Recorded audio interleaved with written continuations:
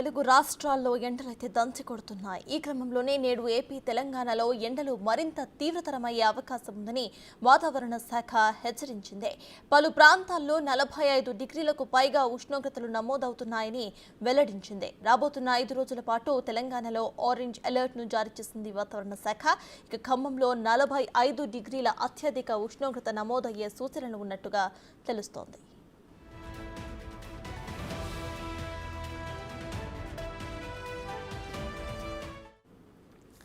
ఇదే విషయంపై పూర్తి డీటెయిల్స్ ను మా ప్రతినిధి రాజు అందిస్తారు. రాజు, ఓవర్ టు యు.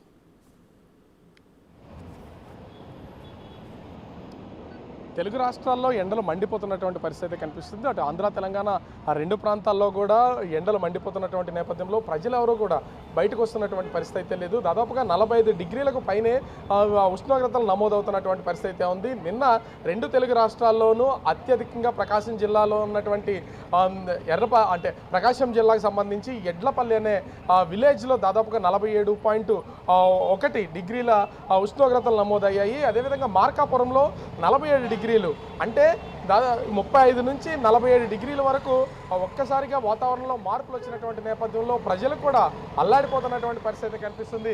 మనం చూడొచ్చు, ఎప్పుడు రద్దీగా ఉండేటువంటి రోడ్లు సమయం 10 గంటలు దాటింది, కానీ రోడ్లన్నీ కూడా ఒక విధంగా చెప్పాలంటే ఎప్పుడు రద్దీగా ఉండేవి వాళ్ళ నిర్మానుష్యంగా మారిపోతున్నాయి.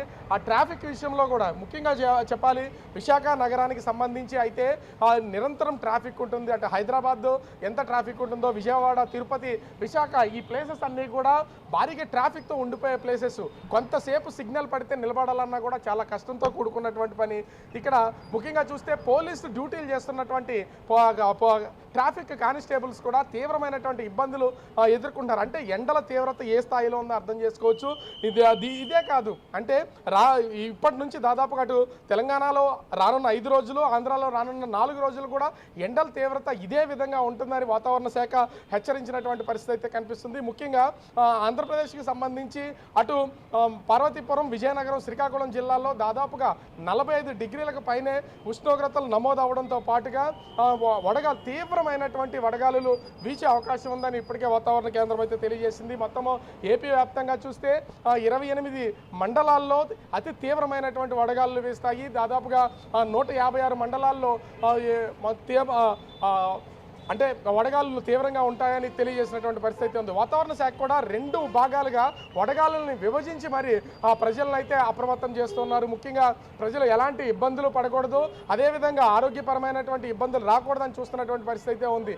ఈ ఎండ తీవ్రతకి ప్రజలు బయటకు వస్తున్నటువంటి పరిస్థితులు అయితే లేవు. ఎందుకంటే ఉదయం నుంచే, అంటే వాళ్ళ ఆఫీసులకు వెళ్ళాలన్నా, దూర ప్రాంతాలకి ప్రయాణం చేయాలన్నా కూడా ఇంచుమించుగా ఉదయం 6 గంటల నుంచి వాళ్ళ ప్రయాణాలు అయితే స్టార్ట్ చేస్తున్నటువంటి పరిస్థితి అయితే ఉంది.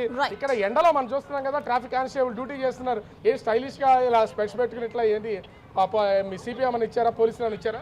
కమిషనర్ గారు ఇచ్చారండి, పోలీస్ కమిషనర్ గారు.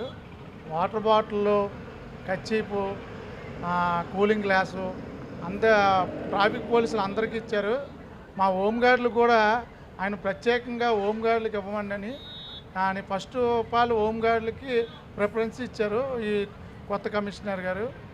మేము హోంగార్డులు అందరం కూడా కమిషనర్ గారికి హృదయపూర్వకంగా నమస్కారం చెప్పుకుంటున్నాం.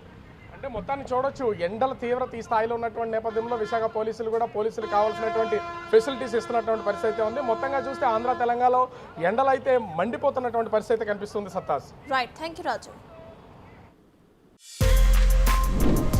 For more videos like this, subscribe Big TV channel.